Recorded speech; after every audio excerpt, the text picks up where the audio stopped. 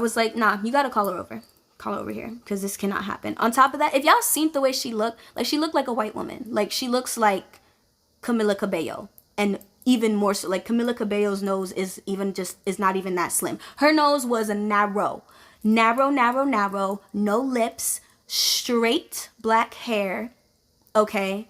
Like, I hate saying white passing, but she looked white, okay? So I called her over. And the first question, before I even started, the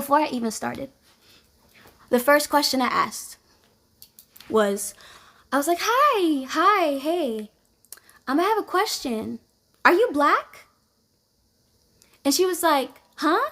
And I was like, are you black? And she was like, no, sweetie, I'm Puerto Rican. Okay, so there we go. You're not even telling me your ethnicity. So, but you know you're not black. So all right. Done. It's done. It's dead after that. It's deaded after that. Like, there's no other explanation. I don't need any other explanation, because she done gave it to me. She done already said I'm not black. Copy. Okay. So then I was like, okay, so what possessed you to address the crowd and myself as niggas when you yourself are not a nigga? What is that about? Because for me, I need to be completely transparent, because I was invited to this event by one of your promoters, right? I invited my friends. You know, we're expecting a good time, a great time. What just happened? The blatant level of, like, no kind of mindfulness, disrespect, disregard for the black people in the room was crazy. And you literally killed the entire vibe. Like, we don't even want to be here anymore. And she literally said, do you know what she said to me?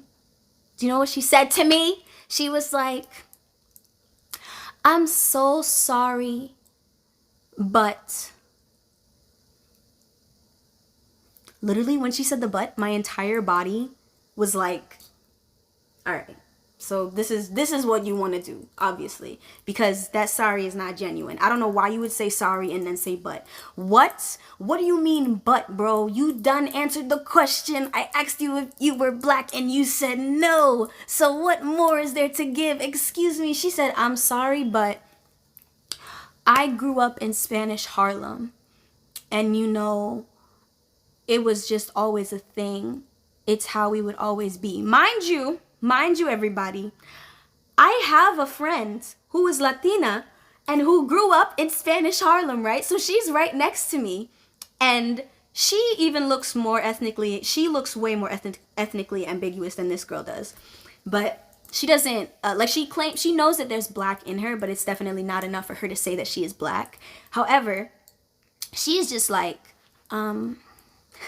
she taps her because she sees me and it's like my anger meter right now is like 85 out of 100.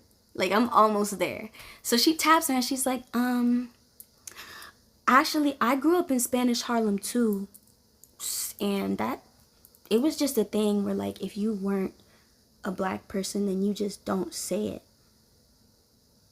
And she was like, no, yeah, I know, but you know, like, and you know what? I'm sorry, but, you know, I've been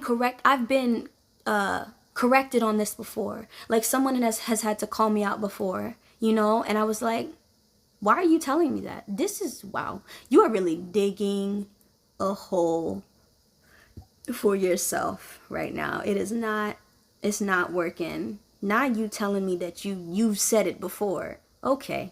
All right. And then, right, my other friend who is white, like, I just feel like if I was in her position and I seen somebody who kind of looked like me and then a white person and they all like, no, then I would be like, I'm sorry. Like, I get it. She was still like trying to explain herself, and I literally had to tell her, I was like, girl, I do not care where you came from. I don't care where you grew up. The first question I asked you was if you were black, and you said no. that is the end of the conversation. You are not black. Therefore, you are not a nigga. Therefore, you cannot address anyone as a nigga. And that is just it. That is the end. No ifs, ands, or buts. You don't have to explain yourself. It is okay. Okay? I am not trying to be hostile towards you because I felt like she felt very attacked, right? But I promise you, like, I was speaking in a manner that was like very, like, listen, my Mercury is in Libra, okay? I know how to talk to people. So I was literally just like, listen, you have to understand that, like,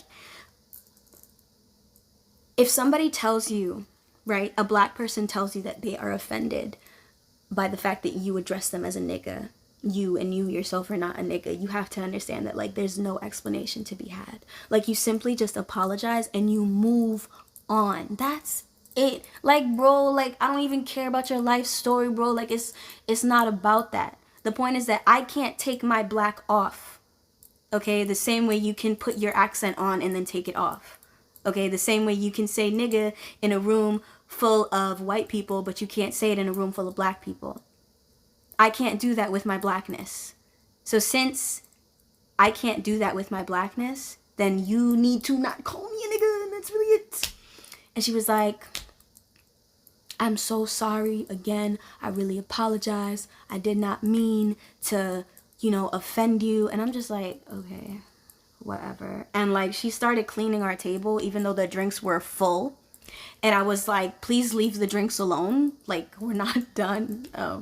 I could tell that she was very shook by that, and I was just like, listen, it is what it is. Facts. I respect that too. Like, honestly, no. And she's not even a kid. She's a grown ass woman. She's a grown woman. And I really do hope that interaction really impacted her in a way where, like, she told me, she was like, I'm going to try and be more mindful. I'm like, that's really it. Like, you have to be mindful of other people, especially when you're throwing, like, public events, Anyway, that killed the whole vibe. I was so tight after that. Like, I could not get it off my mind because I just could not believe that I experienced that. I mean, I've experienced it before, but I think, like, I'm in such a different space energetically that, like, I could not stand for it. Like, I had to speak up for all of the black people in the room that were made so uncomfortable and felt so unsafe because I could feel it. I felt the energy shift. So, yeah, that's what happened at the bride party that I went to. So, like, I was trying to redeem myself, and so the next day I literally just went, like, bar hopping with a friend. It was fun because we weren't in, like, the super crowded area. Like, I did not want to go to the parade. I could not deal with that because I don't know what it is about, like, white gay people, but, like, what is personal space? Why are you touching me? Like, I don't know you. We're in the middle of a pandemic. Why are you touching my face? Why are you trying to kiss me? Please back up. Do you want to get punched? If you do, you could just tell me and I'll literally do it. Anyway, I did not go to Pride. I did not go to the Pride parade. I was kind of turned off by it after my experience. And so I just wanted to be around, like, black and brown people. Like, so that's why I kind of just stayed in Harlem and I did all the things that I normally did. And it was fun. And then, like, my friend was like, oh my God, like, let's go to, like, like, we went to Stonewall, which is, like, basically like a club and a bar and stuff like that. And a lot of very prolific, important things happened there for queer civil rights and things like that. I did not have a good time. I think at the point when we got to Stonewall, my social meter had died. I had 2 anxiety attacks in the club. It smelled like I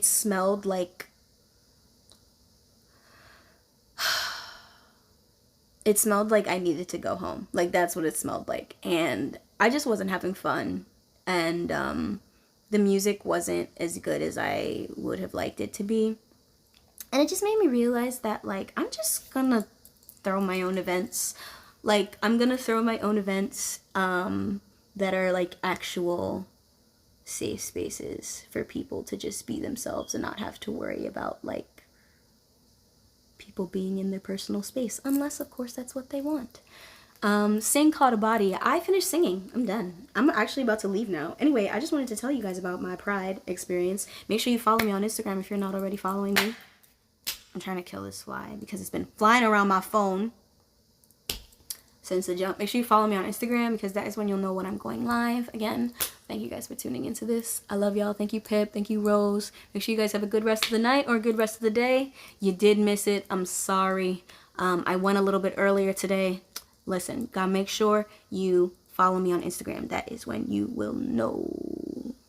That is when you will know. Yeah, at least I'll always remember it. Yup. And my last Pride was terrible too. I did not enjoy it. I did not enjoy it at all. Like, I don't like walking for long times. Especially in New York. In the heat. No.